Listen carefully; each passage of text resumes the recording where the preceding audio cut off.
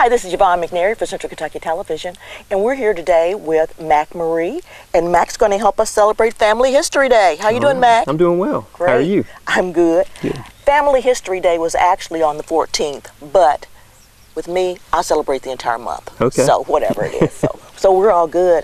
And you have a great family history story to tell us today. I do. Okay, go ahead and start sharing. Okay. My grandfather, we called him Paw Paw. His name was A.G. Perry, Alex George Perry, and he was born in 1921. He was raised in a non-Christian home for the first 10 years or so of his life. My aunt was telling me that my great-grandfather frequented the pool hall and was an alcoholic. And one day the local preacher came by and said, Mr. Perry, we'd like you to come to the revival going on tonight. And so my great-grandfather went, and my pawpaw went as a young boy, and they both became Christians that night. And by the time my aunt was born, she only knew of her grandfather as being a committed Christian, and my pawpaw, her dad, being a committed Christian. So he never went back to the pool hall, never went back to drinking. His life was radically changed. When my pawpaw graduated high school, he was given some money and said, you can do what you want with it. I don't know who gave him the money. But how much it was? Or how much it was. But he went to Campbellsville College and got a 2-year degree there. And while he was there, he was involved in the ROTC. And so he went into, I think at the time it was like a mixture of the Army and the Air Force. But he went in as a first lieutenant. Okay, in the Air Force? Yes, but I think it was a mixture between the two. Okay. So from there, because of his size and stature, his friends called him Zacchaeus. Okay, describe his size and stature for us. He was a little man. He was maybe 5'2". When I knew him, he was still really skinny. I mean, just a small guy. Raised really poor. His mom sewed rags together to make coats for him. And so when he got into the military and they had creased pants, he never turned away from the creased pants. Even when he was an avid fisherman later on as my pawpaw, he wore creased slacks to fish in. And he pulled out some big fish. So he was a good fisherman. He cared about those slacks. So because of his size and I guess his training in the ROTC, he went in as a first lieutenant, as a bombardier, and flight navigator. So he was in the lead plane, and he was stationed in between India and Burma. Those were the areas where his missions flew. Now, this was probably his first time out of the United States, right? Oh yeah. First time doing any really big traveling. Yes. So this was all something very new for him. Right. Wow. And this was in World War II. World War II. So his plane, because he was the navigator, his plane was the front plane. And my aunt was telling me that there were a lot of missions where his plane was the only plane that made it back. Wow. But in a normal mission, there were planes that were shot down in the group of planes that went out. And his role was to drop bombs on the sites that he was told to drop bombs. A bombardier? Yes. Okay. And he earned the Distinguished Flying Cross of Bravery for when they let go of some bombs, one bomb didn't leave the chute. And he was the smallest person on the plane, so he had to squeeze in through this area, and the others on the plane held his arms while he was dangling underneath the plane, and he had to kick this bomb off of the plane. They couldn't land. You know, this sounds like a James Bond movie. It does. Come on. And he didn't look like James Bond.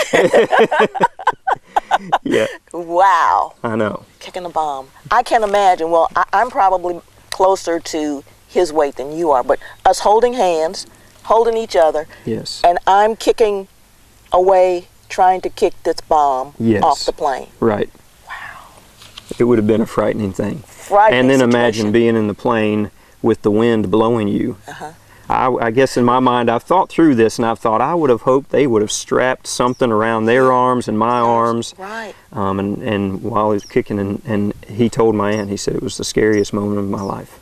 Well, you know, too, I've seen pictures of some of these bombs. I'm not sure whether there were true pictures or not, because for television and movie people, they Right.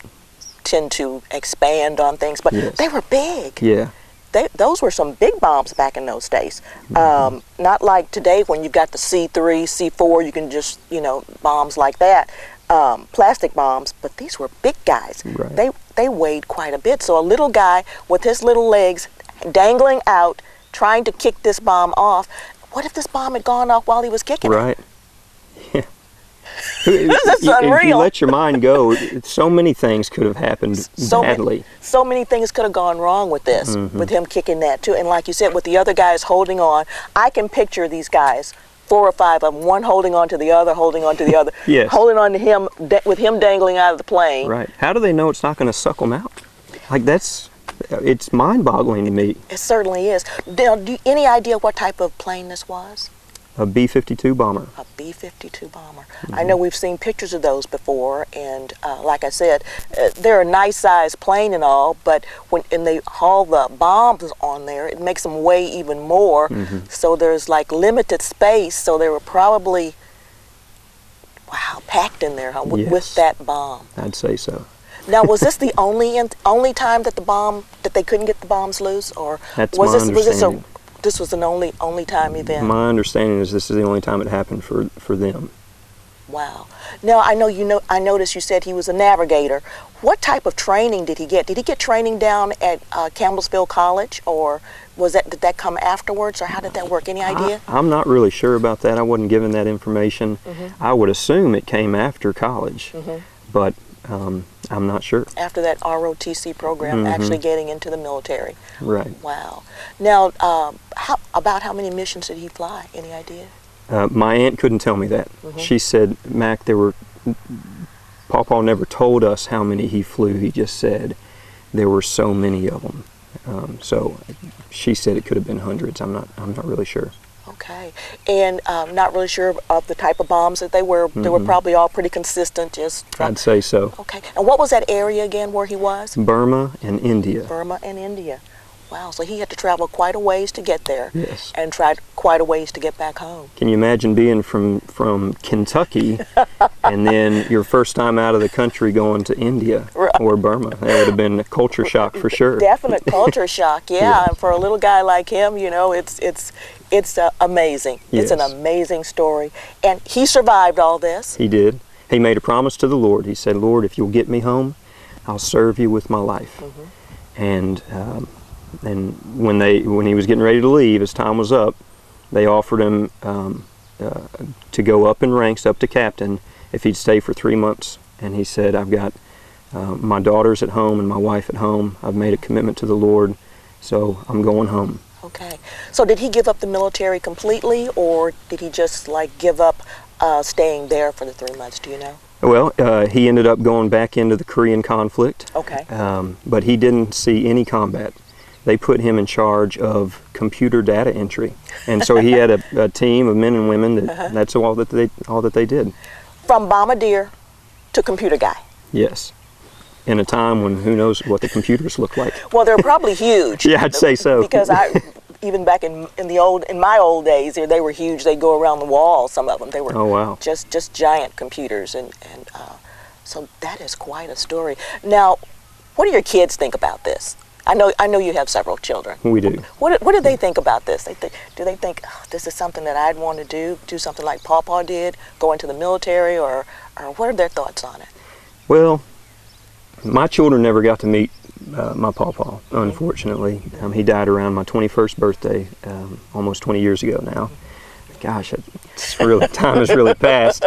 But when I tell them stories about family members that have served, or just trying to build the character of our family, they seem, their little jaws will drop, and it's hard for them to imagine that, and then they go away to their iPads, or it's but it's there though. It's there. It's there. You and we plant want to the just seed. consistently plant those seeds and build that character up of our family. Okay, that's fantastic.